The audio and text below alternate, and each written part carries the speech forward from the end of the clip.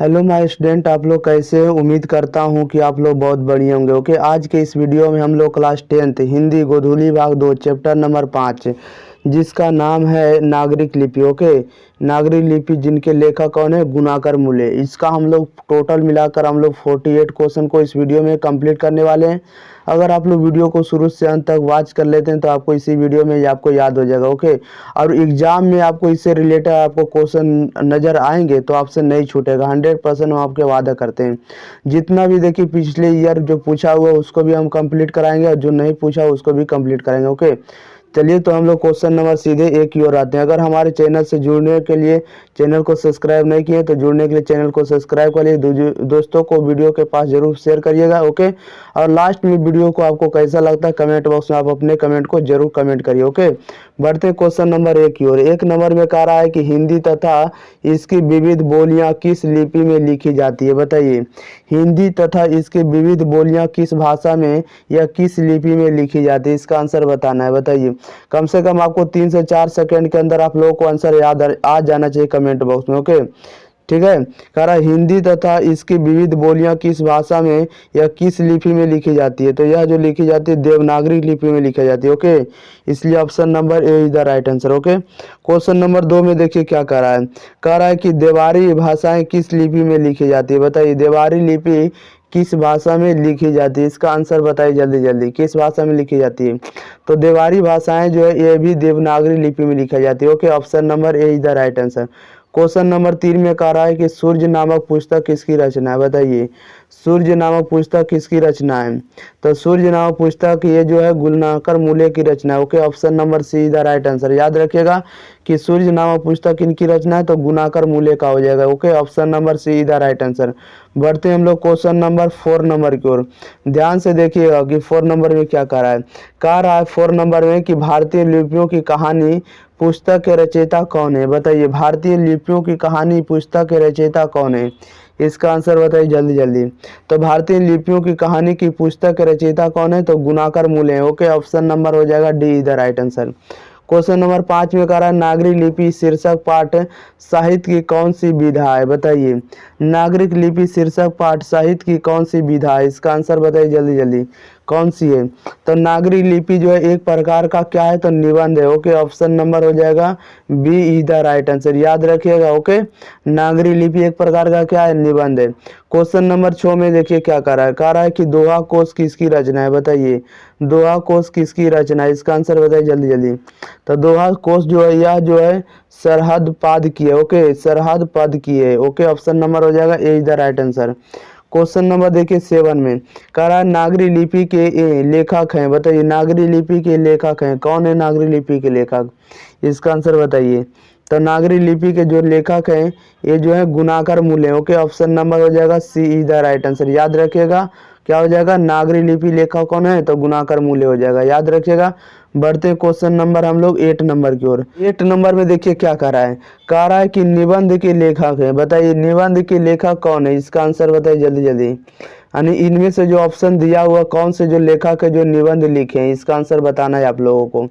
8 number का निबंध के लेखक कौन है, तो निबंध के जो लेखक है गुणाकर मूले। ओके, अभी आपको बताएं कि गुणाकर मूले क्या लिखे हैं, तो नागरी लिपि लिखे हैं। नागरी लिपि क्या है, तो एक निबंध है। तो निबंध क्या है, तो निबंध के लेखक कौन हो जाएंगे, गुणाकर मूले। ओके, याद रखिएगा। 9 नंबर में कह रहा है कि तमिल मलयालम तेलुगु कन्नड़ भाषाएं हैं। बताइए, तमिल मलयालम तेलुगु कन्नड़ भाषाएं कौन कौन सी है, किस देश की है। इसका आंसर बताना है आप लोगों को। बताइए, तो तमिल मलयालम तेलुगु कन्नड़ भाषाएं जो है या दक्षिणी भारत की भाषाएं। ओके, दक्षिण भारत की हो जाएगा। Option number D is the right answer. ये जो भाषाएं बोली जाती है तमिल मलयालम तेलुगु कन्नड़, ये सब भाषाएं कहाँ बोली जाती है, तो दक्षिण भारत में बोली जाती है, इसलिए दक्षिण भारत का हो जाएगा। ओके, 10 नंबर में कह रहा है कि दक्षिण भारत की नागरी लिपि क्या कहलाती है। बताइए, दक्षिण भारत की नागरी लिपि क्या कहलाती है। इसका आंसर बताइए जल्दी जल्दी। तो दक्षिण भारत की नागरी लिपि को हम लोग क्या कहते हैं, नंदी नागरी कहते हैं। ओके, ऑप्शन नंबर हो जाएगा C is the right answer, Nandinagari. Okay, question number 11 में कह रहा है कि 10वीं 11वीं सदी में किस रचना भारत यूरोप के बीच व्यापार संबंध के बारे में बताया है? बताइए। 10वीं-11वीं सदी में किस रचना ने भारत यूरोप के बीच व्यापार संबंध के बारे में बताया है? 11वां नंबर का आंसर बताइए। तो किस रचना में बताया है? तो यह जो बताया शाहनामा नामा रचना में बताया। ओके, ऑप्शन नंबर हो जाएगा B is the right answer. Okay, बढ़ते हैं क्वेश्चन नंबर हम लोग सीधे 12 नंबर की और 12 नंबर में ध्यान से देखिएगा क्या कह रहा है। 12 नंबर में कह रहा है कि 12वीं सदी के केरल के शासकों के सिक्कों पर कि वीर केरलस्य जैसे शब्द डॉट डॉट डॉट लिपि में अंकित है। बताइए। 12वीं सदी के केरल के शासकों के सिक्कों पर वीर केरलस्य जैसे शब्द लिपि में अंकित है। किस भाषा में लिखा हुआ? बताइए इसका आंसर जल्दी जल्दी। तो यह जो लिखा हुआ है यह देवनागरी लिपि में है। ओके, ऑप्शन नंबर हो जाएगा D the right answer. 13 number में क्या कह रहा है? 13 नंबर में कह रहा है कि ईसा की 14वीं और 15वीं सदी के विजयनगर के शासकों ने अपने लेखों की लिपि को कहा है। बताइए क्या कहा है? ईसा की 14वीं-15वीं सदी के विजयनगर के शासकों ने अपने लेखों की लिपि को कहा है। क्या कहा है? इसका आंसर बताइए। तो ये 14वीं और 15वीं सदी के विजयनगर के शासकों ने क्या कहा लिपि को? तो नंदी नागरी का। ओके, ऑप्शन नंबर हो जाएगा A is the right answer. याद रखिएगा, नंदी नागरी। 14 नंबर में कह रहा है कि हिंदी लिपि लिखी जाती है। बताइए हिंदी लिपि किस लिपि में लिखी जाती है? इसका आंसर बताइए जल्दी जल्दी। हिंदी लिपि लिखी जाती है, किस में लिखी जाती है? तो हिंदी लिपि जो हम लोग लिखते हैं यह जो है देवनागरी लिपि में लिखते हैं। ओके, ऑप्शन नंबर हो जाएगा A is the right answer. 15 number में कह रहा है कि हिंदी के आदि कवि कौन है? बताइए हिंदी के आदि कवि कौन है? इसका आंसर बताइए। हिंदी के आदि कवि कौन है? बताइए। तो हिंदी के आदि कवि कौन है? तो चंद्रवर दाई है। ओके, ऑप्शन नंबर हो जाएगा A is the right answer, चंद्रवर दाई। ओके, याद रखिएगा। बढ़ते हैं क्वेश्चन नंबर हम लोग 16 नंबर को। 16 नंबर में देखिए क्या कह रहा है। 16 नंबर में कह रहा है कि नागरी लिपि के शीर्षक निबंध के निबंधकार हैं। बताइए नागरी लिपि शीर्षक निबंध के निबंधकार हैं कौन है? नागरी लिपि के निबंधकार कौन है? इसका आंसर बताइए जल्दी जल्दी।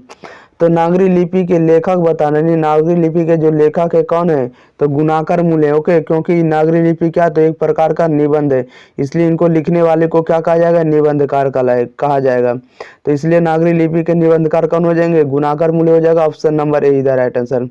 17 नंबर में कह रहा है कि सरहद पाद की कृति है। बताइए सरहद पाद की कृति किनकी है? इसका आंसर बताइए जल्दी जल्दी। 17 नंबर का बताइए। तो सरहद पाद किसकी कृति है? तो दोहा कोश की है। Okay, option number A is the right answer. याद रखिएगा, सरहद पाद किसकी कृति है? सरहद पाद किसकी कृति है? तो ऑप्शन नंबर ए हो जाएगा दोहा कोश का। ओके, 18 नंबर में कह रहा है विजयनगर के राजाओं के लेखों की लिपि को क्या नाम दिया गया? बताइए विजयनगर के राजाओं के लेखों की लिपि को क्या नाम दिया गया? 18 नंबर का आंसर बताइए, इसको क्या नाम दिया गया? तो यह जो दिया गया है यह नंदी नागरी दिया गया। ओके, ऑप्शन नंबर हो जाएगा c the right answer. Vijayanagar के राजाओं के लेखों की लिपि को क्या नाम दिया गया? तो नंदी नागरी दिया गया। ओके, 19 नंबर का देखिए क्या कह रहा है। उत्तर भारत से नागरी लिपि के लेख कब से मिलने लगे हैं? बताइए उत्तर भारत से नागरी लिपि के लेख कब से मिलने लगे हैं? इसका आंसर बताइए 19 नंबर का। तो कब से मिलने लगे हैं? तो यह जो मिले 8वीं सदी से मिलने लगे। ओके, ऑप्शन नंबर हो जाएगा A is the right answer. याद रखिएगा। बढ़ते हैं क्वेश्चन नंबर हम लोग 20 नंबर की ओर। 20 नंबर को देखिए ध्यान से क्या कह रहा है। 20 नंबर में कह रहा है कि नागरी लिपि के आरंभिक लेख हमें कहाँ से मिले हैं? बताइए नागरी लिपि के आरंभिक लेख हमें कहाँ से मिले हैं? इसका आंसर बताइए जल्दी जल्दी। तो नागरी लिपि के आरंभिक लेख जो मिले हैं वह दक्षिण भारत से मिले। कहाँ से मिले? दक्षिण भारत से। इसलिए हो जाएगा option number c is the right answer. Okay, question number देखिए 21 में कह रहा है कि बेतमा दान पत्र किस समय का है? बताइए बेतमा दान पत्र किस समय का है? बताइए इसका आंसर जल्दी जल्दी। किस समय का है? इसका आंसर बताइए जल्दी जल्दी। बेतमा दान पत्र जो है 1020 ईस्वी का। ओके, 1020 ईस्वी का, इसलिए हो जाएगा option number A is the right answer. Okay, option number हो जाएगा A is the right answer. Question number 22 में देखिए क्या कह रहा है। कह रहा है कि गुप्तों की राजधानी पटना को क्या कहा जाता होगा, बताइए। गुप्तों की राजधानी पटना को क्या कहा जाता होगा, इसका आंसर बताइए जल्दी जल्दी, क्या कहा जाता होगा। तो गुप्तों की राजधानी पटना को क्या कहा जाता होगा, तो इसे देवनगर कहा जाता था। क्या कहा जाता था, Devnagar. Okay, option number D is the right answer, याद रखिएगा। क्वेश्चन नंबर 23 में कह रहा है कि मराठी भाषा की लिपि कौन सी है, बताइए। मराठी भाषा की लिपि कौन सी है, इसका आंसर बताना है। बताइए मराठी लिपि की भाषा कौन सी है, इसका आंसर बताइए जल्दी जल्दी, क्या हो जाएगा। तो इसे जो मराठी भाषा की लिपि क्या थी, तो देवनागरी थी। क्या थी, देवनागरी थी। ओके, ऑप्शन नंबर हो जाएगा C is the right answer. Question number 24 में कह रहा है मराठी भाषा की लिपि है, बताइए मराठी भाषा की लिपि क्या है। अभी सेम हूबहू वही क्वेश्चन है, लेकिन शब्द को काट दिया गया है। मराठी भाषा की लिपि क्या है, इसका आंसर बताइए जल्दी जल्दी, क्या हो जाएगा। तो ए जो हो जाएगा देवनागरी हो जाएगा। क्या हो जाएगा, देवनागरी, वही क्वेश्चन है। ओके, ऑप्शन नंबर ए हो जाएगा। ओके, बढ़ते हैं क्वेश्चन नंबर हम लोग 25 नंबर की ओर। ध्यान से देखिए 25 में क्या कह रहा है। 25 में कह रहा है कि गुणाकर मूल्य का जन्म किस राज्य में हुआ था, बताइए। गुणाकर मूल्य का जन्म किस राज्य में हुआ था, 25 नंबर का बताइए आंसर। गुणाकर मूल्य का जन्म किस राज्य में हुआ था, इसका आंसर बताइए। तो गुणाकर मूल्य का जो जन्म हुआ था वह दक्षिण भारत में हुआ था, नहीं महाराष्ट्र में हुआ था। ओके, ऑप्शन नंबर हो जाएगा, ऑप्शन नंबर हो जाएगा c the right answer. Okay, याद रखिएगा गुणाकर मूल्य का जन्म महाराष्ट्र में होता है। ओके, क्वेश्चन नंबर 26 में कह रहा है गुणाकर मूल्य की शिक्षा की भाषा क्या थी, बताइए। गुणाकर मूल्य की शिक्षा की भाषा क्या थी, इसका आंसर बताइए जल्दी जल्दी। तो इनकी जो भाषा थी वह मराठी थी, क्योंकि इनका जन्म महाराष्ट्र में होता है, इसलिए इनका भाषा क्या पड़ गया, मराठी। ओके, गुणाकर मूल्य की शिक्षा की भाषा क्या थी, तो मराठी थी। ओके, याद रखिएगा। क्वेश्चन नंबर 27 में कह रहा है नागरी लिपि किस विधा की रचना है, बताइए। नागरी लिपि किस विधा की रचना है, 27 नंबर का आंसर बताइए, किस विधा की रचना है, इसका आंसर बताइए जल्दी जल्दी। तो नागरी लिपि जो है एक प्रकार का निबंध है। क्या है, तो निबंध है, याद रखिएगा। नागरी लिपि किस प्रकार की विधा की रचना है, तो यह एक प्रकार का निबंध है। 28 नंबर में कह रहा है नागरी लिपि पाठ किस लिपि में रचित है, बताइए। नागरी लिपि पाठ किस लिपि में रचित है, इसका आंसर बताइए जल्दी जल्दी। तो किस भाषा में लिपि, किस लिपि में रचित है, तो यह जो है देवनागरी लिपि में रचित है। ओके, ऑप्शन नंबर क्या हो जाएगा, C is the right answer. आगे देखते हैं क्वेश्चन नंबर 29 की ओर। 29 नंबर में देखिए क्या कह रहा है देवनागरी लिपि के टाइप लगभग कितने पहले बने, बताइए। देवनागरी लिपि के टाइप लगभग कितने पहले बने, यानी हम लोग जो छापने लगे वह कब से बन गए, इसका आंसर बताइए जल्दी जल्दी। 29 नंबर का, तो देवनागरी लिपि के जो टाइप लगभग कितने वर्ष पहले तो बने, तो ये 2 सदी वर्ष पहले बने। ओके, इसलिए ऑप्शन नंबर हो जाएगा A is the right answer, याद रखेगा 2 सदी वर्ष पहले। ओके, क्वेश्चन नंबर 30 में कह रहा है नेपाली भाषा की लिपि है, बताइए नेपाली भाषा की लिपि क्या है, इसका आंसर बताइए जल्दी जल्दी। नेपाली भाषा की लिपि क्या है, तो नेपाली भाषा की जो लिपि है वो अभी क्या है, देवनागरी है। ओके, याद रखिएगा। क्वेश्चन नंबर 31 में कह रहा है कि गुप्त काल में किस लिपि का संबंध है, बताइए। गुप्त लिपि या गुप्त काल से किस लिपि का संबंध है, गुप्त काल में कौन सा लिपि का संबंध है, इसका आंसर बताइए जल्दी जल्दी। 31 नंबर का, गुप्त काल से किस लिपि का संबंध है, 31 नंबर का बताइए।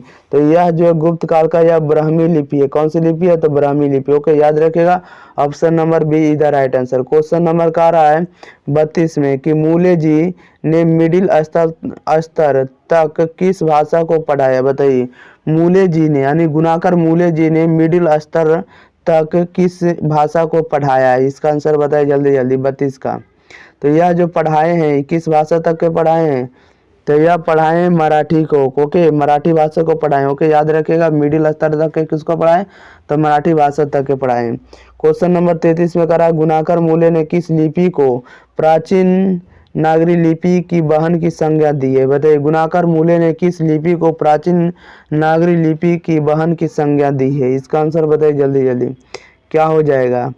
तो इसका जो आंसर हो जाएगा, यह जो हो जाएगा किसको कहते हैं, तो बांग्ला को कहते हैं। ओके, गुणाकर मूल्य ने किस लिपि को प्राचीन नागरी लिपि की बहन की संज्ञा दी है, तो इसे बांग्ला को दी है। ओके, ऑप्शन नंबर हो जाएगा B is the right answer, याद रखेगा। क्वेश्चन नंबर हम लोग बढ़ते हैं 34 नंबर को, ध्यान से देखिएगा 34 में क्या कह रहा है। 34 में कह रहा है कि गुणाकर मूल्य का जन्म कब हुआ, बताइए। गुणाकर मूल्य का जन्म कब हुआ, तो इनका जो जन्म हुआ 1935 ईस्वी में हुआ। Okay, option number A is the right answer. Question number 36 में कह रहा है कि सिद्धम क्या है, बताइए। सिद्धम क्या है, इसका आंसर बताइए, ऑप्शन का आंसर बताइए कि सिद्धम क्या है, इसका आंसर बताइए जल्दी जल्दी आप लोग। सिद्धम क्या है, तो सिद्धम एक प्रकार की लिपि है। ओके, याद रखिएगा, सिद्धम एक प्रकार की क्या है, लिपि है, इसलिए ऑप्शन नंबर हो जाएगा D is the right answer. Question number 36 में कह रहा है किसे देवनागरी की संज्ञा दी गई है, बताइए किसे देवनागरी की संज्ञा दी गई, इसका आंसर बताइए जल्दी जल्दी। किसे देवनागरी की संज्ञा दी गई, 36 नंबर का आप लोगों को आंसर बताना है, किसे दी गई। तो ये जो दी गई काशी को दी गई, किसे दी गई, काशी को, इसलिए हो जाएगा option number b is the right answer. 37 में कह रहा उत्तर भारत की विशेष स्थापत्य शैली को क्या कहते हैं, बताइए उत्तर भारत की विशेष स्थापत्य शैली को क्या कहते हैं हम लोग, बताइए इसका आंसर जल्दी जल्दी। तो हम लोग उत्तर भारत की विशेष स्थापत्य शैली को हम लोग क्या कहते हैं, नागर शैली कहते हैं। ओके, याद रखिएगा option number D is the right answer. Okay, question number हम लोग बढ़ते हैं 38 नंबर की ओर। 38 नंबर को ध्यान से देखिए क्या कह रहा है। 38 नंबर में कह रहा है कि अमोघ वर्ष कौन था, बताइए अमोघ वर्ष कौन था, इसका आंसर बताना जल्दी जल्दी। अमोघ वर्ष कौन था, तो यह जो था एक प्रख्यात राष्ट्रकूट राजा था। ओके, ऑप्शन नंबर हो जाएगा B is the right answer. Amoghavarsha कौन था, तो प्रख्यात राष्ट्रकूट राजा था, ऑप्शन नंबर हो जाएगा B is the right answer. 39 number में कह रहा है कि श्रवण बेलगोला जैन तीर्थ स्थल कहाँ है, बताइए श्रवण बेलगोला या श्रवण बेलगोल जैन तीर्थ स्थल कहाँ स्थित है, इसका आंसर बताना है आप लोगों को। तो यह जो स्थित है कर्नाटक में। ओके, श्रवण बेलगोला या श्रवण बेलगोल कहाँ है, तो कर्नाटक में, याद रखिएगा ऑप्शन नंबर हो जाएगा A is the right answer. Question number 40 में कह रहा है अक्षरों की कहानी किनकी रचना है, बताइए अक्षरों की कहानी किनकी रचना है, इसका आंसर बताइए जल्दी जल्दी। तो अक्षरों की कहानी ये जो रचना है ये गुणाकर मूल्य की। ओके, ऑप्शन नंबर हो जाएगा B is the right answer, याद रखिएगा। क्वेश्चन नंबर 41 में कह रहा है कि मिहिर भोज की ग्वालियर प्रशस्ति किस भाषा में है, बताइए मिहिर भोज की ग्वालियर प्रशस्ति किस भाषा में है, इसका आंसर बताइए।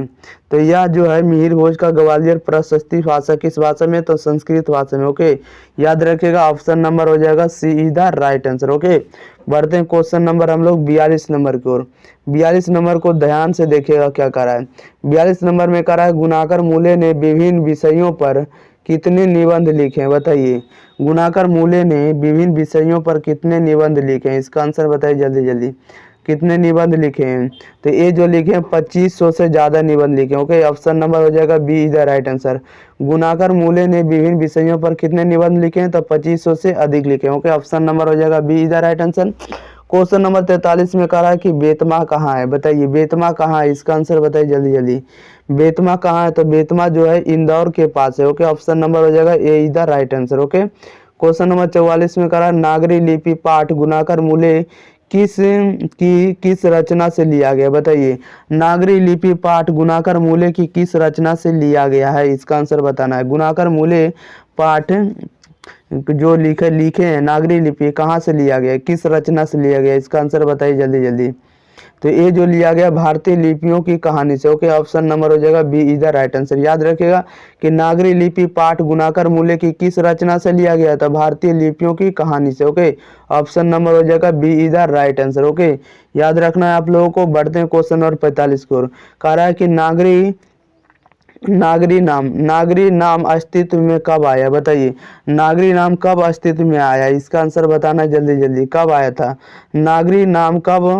नागरी नाम अस्तित्व में कब आया, इसका आंसर बताइए जल्दी जल्दी। तो ये जो आया 1000 ईस्वी के आसपास आया। ओके, ऑप्शन नंबर हो जाएगा A is the right answer. नागरी नाम अस्तित्व में कब आया, तो 1000 ईस्वी के आसपास आया। ऑप्शन नंबर हो जाएगा A is the right answer. बढ़ते हैं क्वेश्चन नंबर हम लोग 46 नंबर की और 46 नंबर को ध्यान से देखिए क्या कह रहा है।